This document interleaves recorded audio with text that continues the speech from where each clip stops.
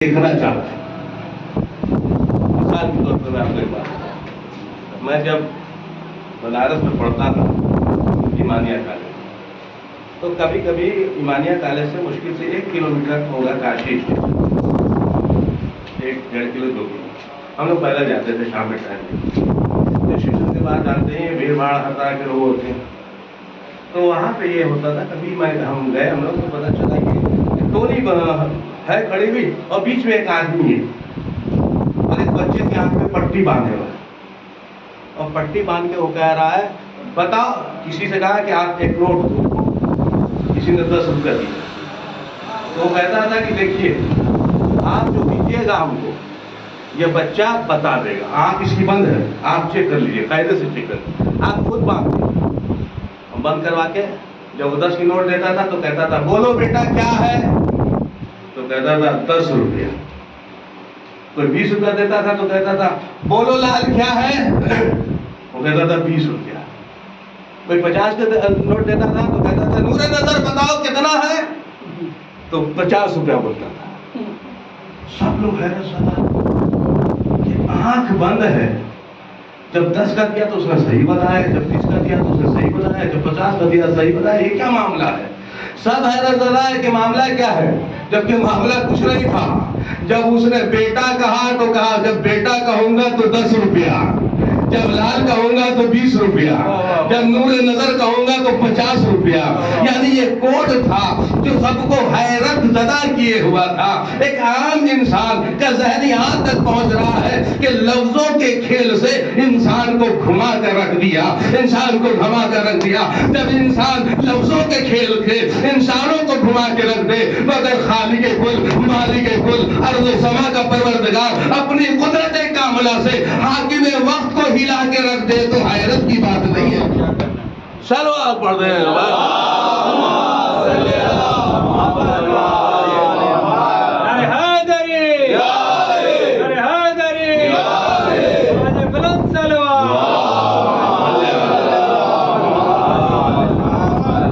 जादूगरी हो रही कि इंसान समझ जाता है कि कैसे हुआ, लेकिन मुजीजा वो है कि जिसे कोई समझ ही नहीं सकता।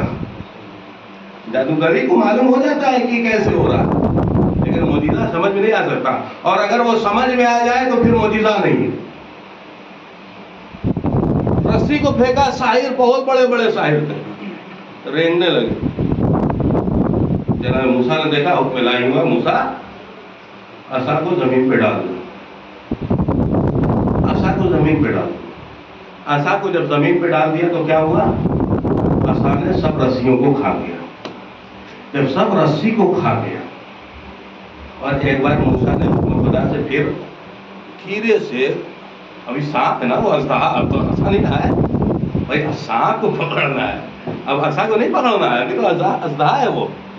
जनाब मूसा इसमें से आगे बड़े हुक्म खुदा है ना, हम थोड़े हैं कि अल्लाह कहता रहा नमाज पढ़ो, हम बाजार में घूमते रहे, हम थोड़े, वो नबी है। आहिस्ता से थोड़ा सा अपने एतबार से गए और जाने के बाद आहिस्ता से जैसे ही हाथ रखा फौरन नशा बन गया, आया। अब पूरी जोश और जज्बे के साथ खड़े हैं कि इतना बड़ा फातेह हुआ है, ना जाने कैसे कैसे साहिर था, कहाँ से आए थे फातेह। अभी ये फातेह होके खड़े हुए थे कि तारीख कहती, तारीख नहीं कुरान कहता, तारीख कहना और कुरान का कहना होता, कोई इनकार नहीं कर सकता।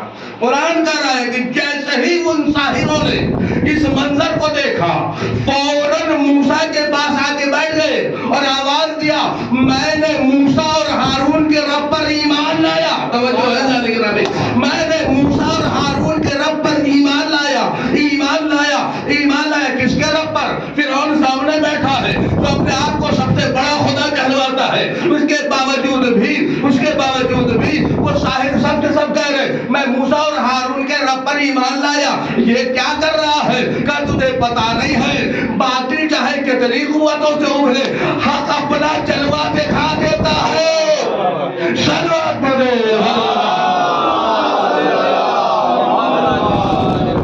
बातिल चाहे जितना उभर जाए, हक अपना जलवा दिखा देता है। कयामत आ गई जाने ग्रामी, तमाम साहिरों ने आके हाथ जोड़ के कहा, आमन्ना बिरब्बि हारून व मूसा, ہم ایمان لاتے ہیں رب ہارون اور موسیٰ پر، موسیٰ اور ہارون کے رب پر ایمان لاتے ہیں۔ ایک بار کہا، ایک بار فرعون دیکھتا ہے، تڑپ گیا، آواز دیتا ہے شاہرو، اے شاہرو تمہیں کیا ہو گیا ہے؟ تم یہ کیا بک رہے ہو؟ تم یہ کیا کہہ رہے ہو؟ کہا میں کہہ رہا ہوں میں ایمان لایا موسیٰ اور ہارون کے رب پر۔ تو ایک بار بادشاہ کہتا ہے اگر تم نے پلٹے نہیں، اپنی بات سے نہیں پلٹے، تمہارے ہاتھ کاٹے جائیں گے، تمہارے پیر کاٹے جائیں گے، تمہاری زبانیں کاٹی جائیں گی، تمہیں ٹکڑے میں تبدیل کر دیا جائے گا۔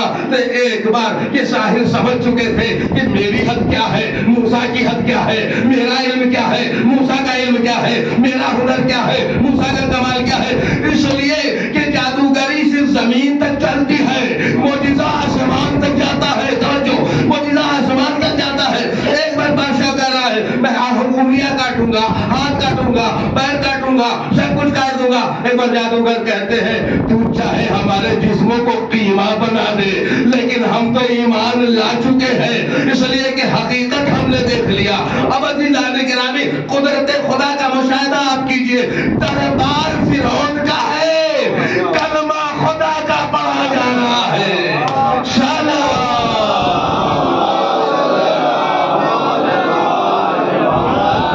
دربار فرعون کا ہے، کلمہ خدا کا پڑھا جا رہا۔ اس آدمی اس کے، بھائی بلایا اس نے تھا نا، آدمی اس کے، کلمہ خدا کا پڑھا جا رہا۔ یعنی اللہ نے بتا دیا دیکھو میری قدرت کیسی ہے، تم چاہے جتنے کچھ بن جاؤ لیکن خبردار میری قدرت سے ٹکرانے کی کوشش نہ کرنا، ورنہ زمین بوس کر دیے جاؤ گے یا غرق آب کر دیے جاؤ گے۔ تم اپنے لیے چاہے جتنے بلند ہو لیکن اپنے خدا سے کبھی ٹکرانے کی کوشش نہ کرنا، اپنے رب سے ٹکرانے کی کوشش نہ کرنا۔ اور جو رب کے مقابلے میں آ گیا وہ ہمیشہ ہمیشہ کے لیے لعنتی بن گیا، وہ ہمیشہ ہمیشہ کے لیے لعنتی بن گیا جو خدا کے مقابلے میں آ گیا۔ یزید خدا ہی کے مقابلے میں تو آیا۔ یہ حسین کون تھے؟ یہ حسین تو اللہ والے تھے نا، حسین تو اللہ والے تھے۔ دین کس نے بنایا تھا؟ حسین نے بنایا تھا۔ یہ حلال اور حرام کس نے قرار دیا تھا؟ یہ امام حسین نے تھوڑا، تو اللہ کا حکم تھا، انہوں نے پہنچایا ہے، رسول نے پہنچایا ہے، انبیاء نے پہنچایا ہے، اماموں نے پہنچایا، حکم تو خدا کا تھا۔ تو یزید حسین سے نہیں لڑ رہا ہے، یزید خدا سے لڑ رہا تھا۔ لیکن خدا ملتا کہاں؟ خدا تو ملا نہیں، تو لڑا خدا والے سے۔ کچھ لوگ ایسے بھی ہوتے ہیں کہتے ہیں کہ بھائی اس میں یزید کی کوئی غلطی نہیں، اس میں یزید کی کوئی غلطی نہیں، یزید نے کہاں قتل کیا ہے، یزید نے کون سی تلوار چلائی ہے، یزید نے کون سا تیر مارا ہے، یزید نے کون سا نیزہ مارا؟ وہ تو شام میں بیٹھا تھا، جنگ کربلا میں ہو رہی، تو یزید سے کیا مطلب؟ یزید کو برا نہیں کہنا چاہیے، ایسا کہنے والے لوگ کہتے ہیں۔ لیکن ان بے شعوروں سے یہ پوچھئے کہ یہ بتاؤ تاج محل کس نے بنایا تھا؟ تاج محل کس نے بنایا تھا؟ تو سب کوئی کہتے ہیں کہ شاہ جہاں نے بنوایا،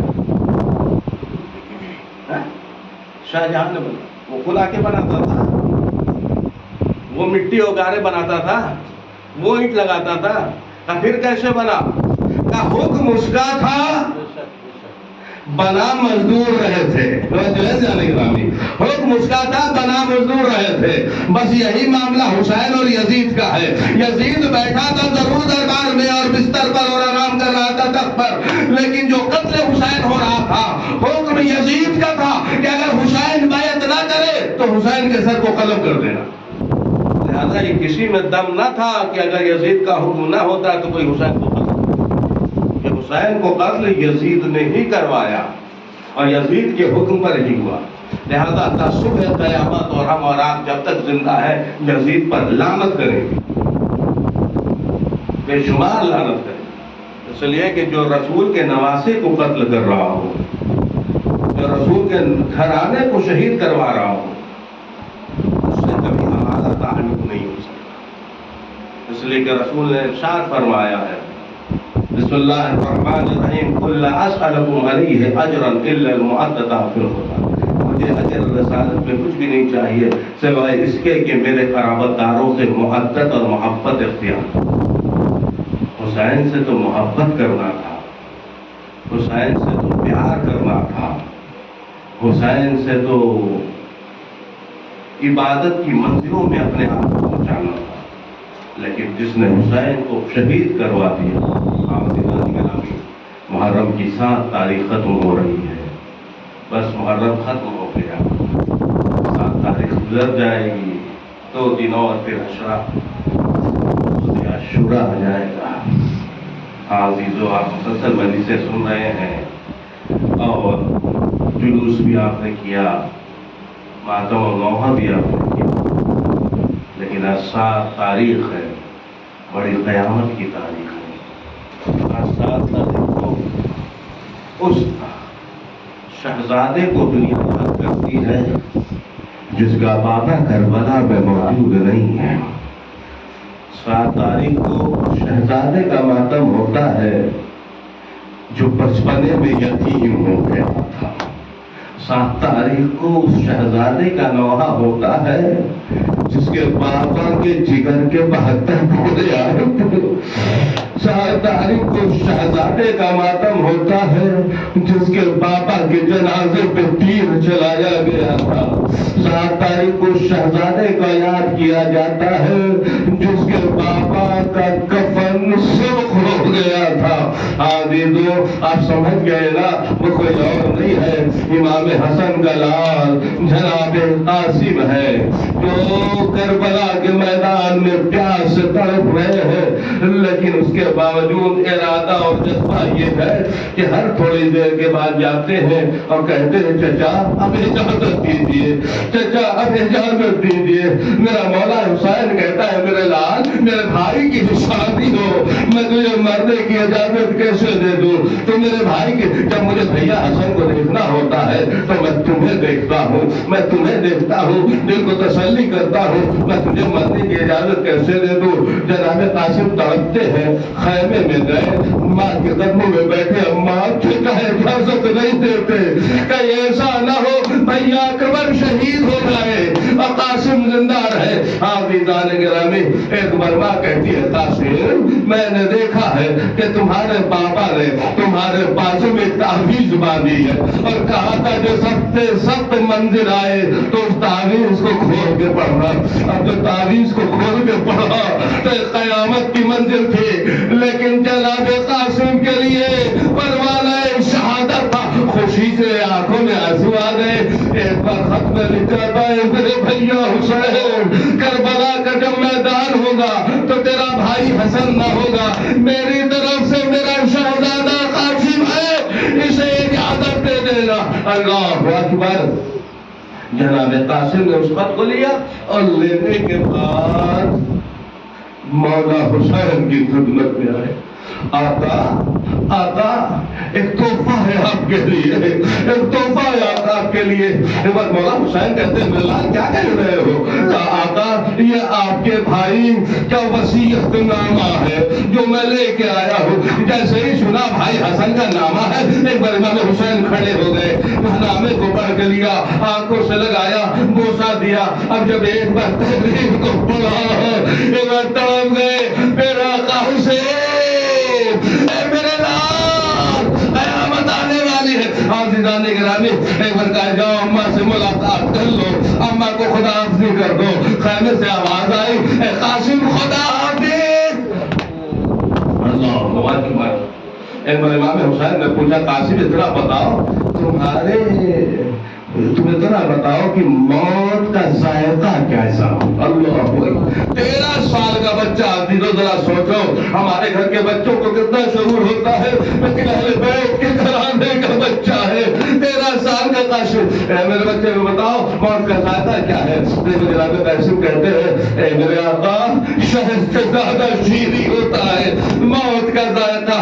عزیزو امام حسین نے جناب قاسم کو خدا حافظ کہا، جناب عباس نے گھوڑے پہ سوار کیا، اکبر نے بازو کو تھاما، کہا خدا حافظ اے میرے لال خدا حافظ۔ جناب قاسم جا رہے ہیں، پلٹ کے کبھی چچا عباس کو خدا حافظ کہا، کبھی آقا حسین کو، کبھی بھائی اکبر کو دیکھتے ہیں میدان اقتدال میں گئے اور جانے کے بعد ایک وقت تلوار چلانا شروع کیا، کہا مجھے پہچانتے ہو، میں علی کا پوتا ہوں، میں حسن کا لاڈلا ہوں، آؤ میں تمہیں موت کی طرف جہنم میں پہنچا دوں۔ اور جو تلوار چلایا ہے تو تاریخ کہتی ہے قیامت آ گئی ہے۔ زیدان گرامی عجیب منظر ہے، لیکن ایک بار مغولوں نے ایک بارگی حملہ کیا۔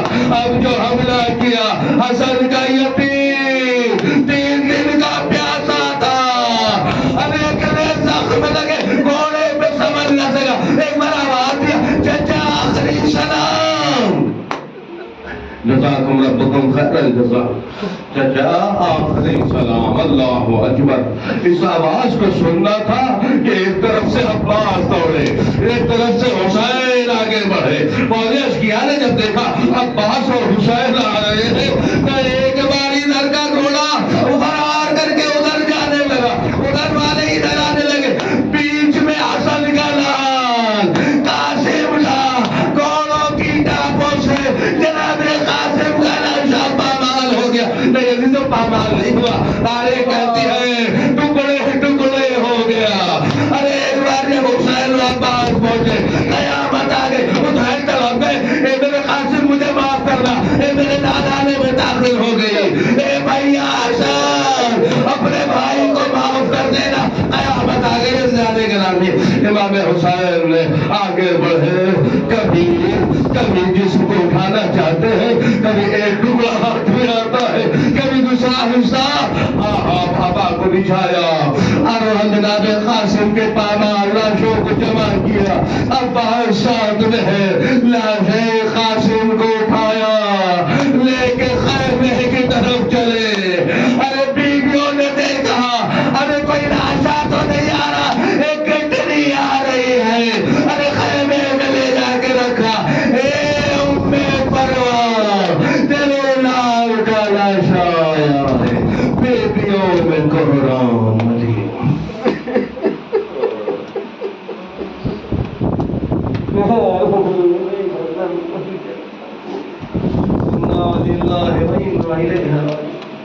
پروردگار اس مختصر سی مجلس قبول فرما لے۔ جناب قاسم کے حق کا واسطہ ان جوانوں کو سلام کی عطل عمر عطا فرما، ان سب کو جناب قاسم کے سیرت پر چلنے کی ہم سب کو توفیق عطا فرما، ہم سب کے گناہوں کو معاف فرما، ہم سب کے خطاؤں کو درگزر فرما، ہم بیمار کو شفا عطا فرما، کیونکہ روزگار میں روزی عطا فرما، تمہارا روزگار میں برکت عطا فرما، امام زمانہ ظہور فرما، کیونکہ ناصروں میں ہم سب کو شمار فرما۔